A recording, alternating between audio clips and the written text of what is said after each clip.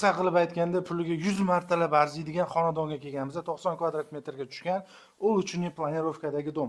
Ko'p turganimizda 4 xonali, hamma xonalari razdelni mana shu koridor orqali kiriladi. Xo'p, mana bu joyimizda mehmonxona qismi joylashgan, o'zingiz ko'rishingiz mumkin. Sredniy toza holatda bemalol kirib kelib yashasa bo'ladi. Mana bu joyda bolajonlar uchun детский yotoqxona, ikkita ordinarniy kravat, bolajonlar shug'ullanish uchun sport anjomlarigacha tayyor qilib o'rnatib qo'yilgan ekan. Xo'p, mana bu joyda yana bitta детский yotoqxonamiz joylashgan, ko'rib o'tib ketasizlar va mana bu joyda asosiy yotoqxonani ko'rishingiz mumkin. Hamma xonalarimiz keng, tormas, plus tomoni bu yoqda sanuzellarimiz ham razdelli joylashgan va balkonimizda 2 ga 6 o'lchamda. Mana bu joyimiz oshxonamiz, oshxona mebellari tayyor o'rnatilgan, ko'rib turgandek va mana bu yoqda kenggina balkonimizda joylashgan. Balkonni qarang, bemalol mana bu yoqda stol zona qilib, mana shu joyda o'zida ovqatlanib o'tirsa bo'ladi.